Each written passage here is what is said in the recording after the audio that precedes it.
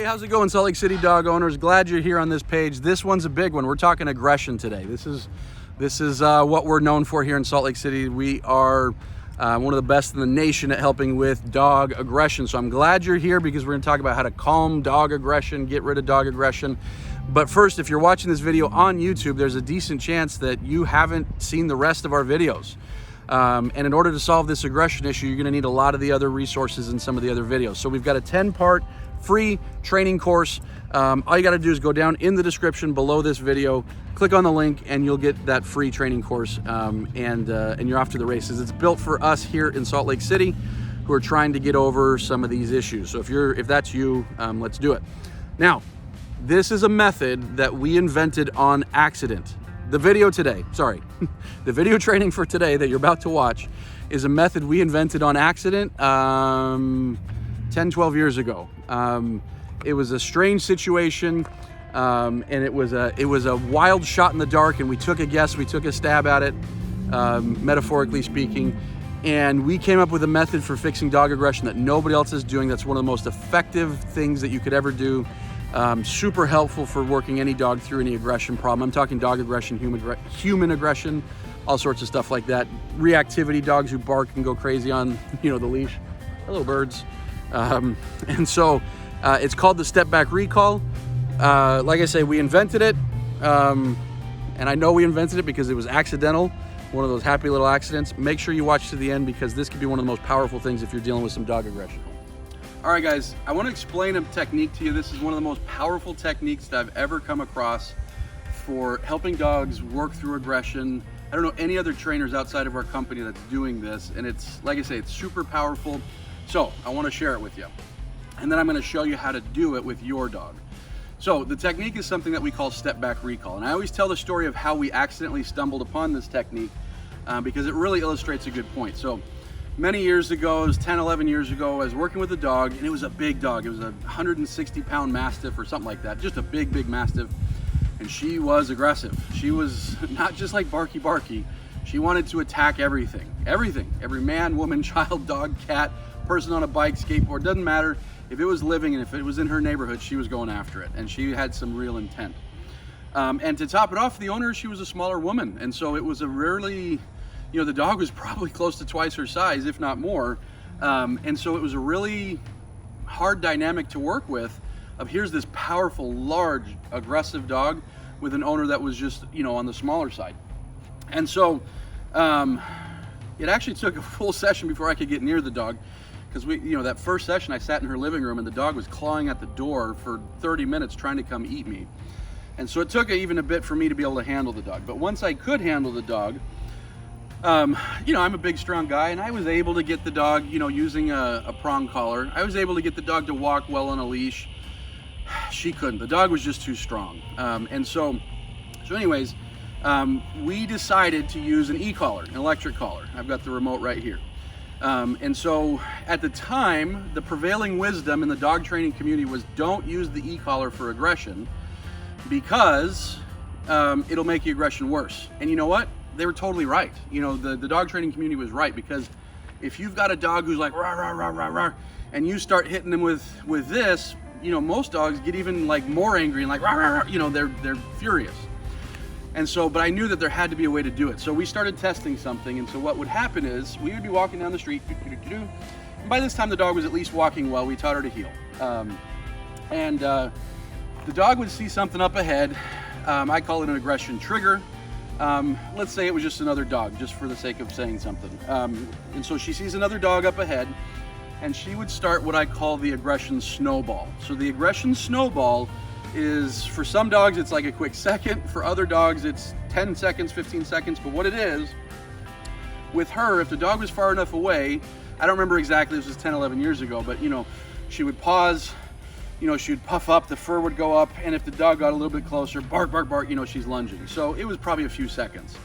So what we would do is we would, as the dog was getting, as we were walking the dog down the street, and we would see, the trigger coming close, or we were coming close to the trigger, before she had the chance, before the dog had the chance to even get all triggered up and crazy, we would step back, call the dog here, And of course she didn't want to come, so we would use some stimulation from the e-collar. She would come, she would turn right back around, and we would call her again with some stimulation. She would turn right back around and call her again with some stimulation. And if you don't know how to do that, there's another video in this series that you should have watched that teaches you exactly how to do that. But it was over and over and over, we recalled the dog, recalled the dog, recalled the dog. And it probably took 10 or 15 times in order for the dog to finally calm down. Now, I didn't know if what this was gonna do, we were just testing. But she starts working on this, and I come back a few weeks later, and now it takes 2 or 3 or 4 corrections. But then the dog will come. So it was improving. It was from 10 to 15 down to 2, 3, or 4. Fast forward another few weeks, now it's maybe 1 or 2 corrections. Fast forward another little bit, and now we're walking down the street. Here comes a trigger, and the dog just looks at her owner. Here comes a bike, she looks at her owner. Here comes a person, looks at her owner. Because what had happened was, the dog's emotional state would, get bigger and bigger and bigger, right? She would get frustrated, and she would, she would see something and get bigger. So what we did is we basically paired her emotional state. We said, every time you start feeling that way, I'm back here calling you. Every time you feel that way, I'm back here calling you. Not just calling you, but reinforcing it. Now, when we caught the Snowball when it was the smallest, we didn't have to use much stimulation at all. So it was a very humane way to get this done. And it was a very humane way to teach the dog to focus on the owner rather than to focus on the trigger. Because that's where the dog was going wrong, right? She was feeling so stressed about that thing. And what we did is we reversed it and said, you don't have to stress about things, you can pay attention to me. And we walk on past and everything's good. And you don't have to stress, pay attention to me, no stress, pay attention to me. So what happened was the dog would be like, I'm feeling a little bit stressed, where's mom? And so we essentially, the dog started self-regulating as time went on, because she started realizing, hey, if I'm feeling nervous, mom's back there calling me, I'd better just, pay attention.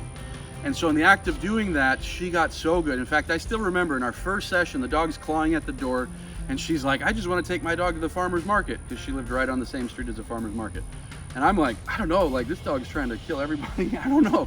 But in our last session, we went to the farmer's market. The dog did great, ignored everybody, listened to us, paid attention, and did fantastic, all because of all the obedience and structure, plus this method of the step back recall. So I'm gonna share with you right now how we actually do that step back recall. Hey guys, just want to do a quick little cutaway because there's actually another way that we use the step back recall. And I'm talking to folks here in Salt Lake City. But most of what we're talking about here is aggression and how to use this to solve aggression and things like that. And it is powerful for that. I mean, I can't overemphasize enough how helpful this method is. But there's also a lot of our clients that use this a lot for like their, well, 2 that come to mind a lot would be like that dog that's a really bad greeter. He gets so excited and happy to see other dogs or to see other people that he just, like, oh my gosh. That dog using the step back recall can be really, really helpful.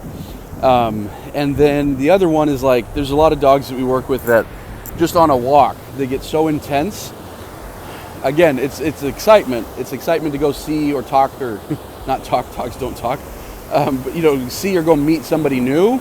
And they're just like, see a dog and they're like, rah, rah, rah, rah, rah. There's no aggression at all. There's no like anger, there's none of it. It's just like the dog is super excited, and that excitement's leading to all this vocalization. The step back recall is great for that too. So bear that in mind, you can use it for that. All right, so I'm gonna show you how to actually do this step back recall. So the critical thing is, before the dog is triggered, if the dog is already like freaking out and barking and going nuts, you waited too long. So it's before the dog is triggered. So even if your dog has dog aggression, the second your dog notices another dog, start doing this. So what we've got to do, it's all got to be one swift, quick motion, and it looks easy until you actually start doing it. It takes a little bit of practice. And so let's say, the dog was distracted over there. Here, good boy, good. So what I'm doing is I am giving a free command. Again, if you haven't watched the training on how to do the recall, we always give a free command. But with the step back recall, we go a little bit more demanding. So on that second here, I'm already holding on the stimulation. So if I was just practicing recall in my backyard, I would be like, here. And if the dog doesn't come in a second and a half, I'll give a little bit of a correction here. And this one, it's like consecutive, here, here, and I'm already giving a little bit of stimulation on that one. So if my dog loses focus, here, here, oh, good boy. Now the second he comes, I'm going to release the button, and I'm gonna offer the treat. Here, here, oh, good boy. So now as I'm doing this, with the step back recall, it's important that you do this after having taught the dog the recall, because I don't want to be pulling on the leash. If I'm pulling on the leash, if you're doing the step back recall, so your dog's trying to get to that dog, person, whatever, or is at least thinking about that dog, person, and I'm pulling on the leash, any leash pressure is going to create frustration. Frustration is going to create even bigger aggression. So we don't want to do that. So every time I do it, here, here, oh, good boy. I'm using kind of my body language. I'm kind of drawing the dog in, and I'm not pulling on that leash. The only time I would ever pull on that leash is if it was like a dangerous situation where we're kind of in close quarters and I got to get my dog away from whatever that thing is over there.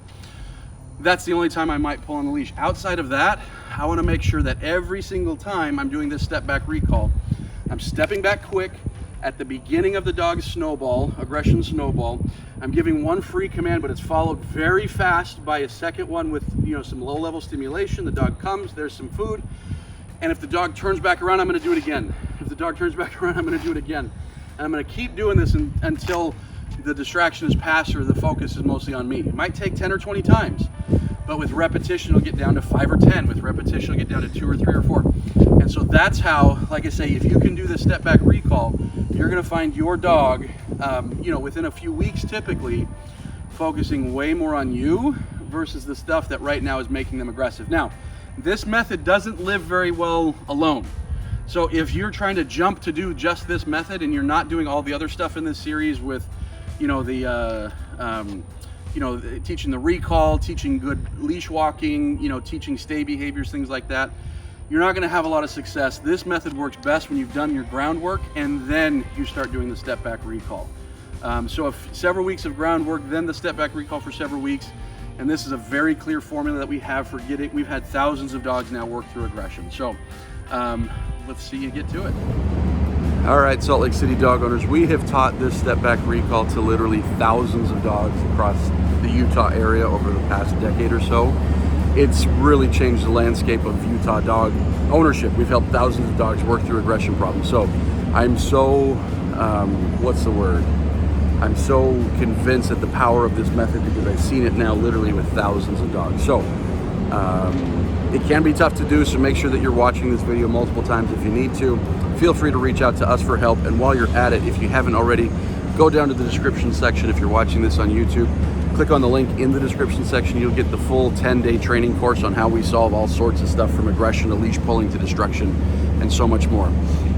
So go click that link and we'll see you on the other training.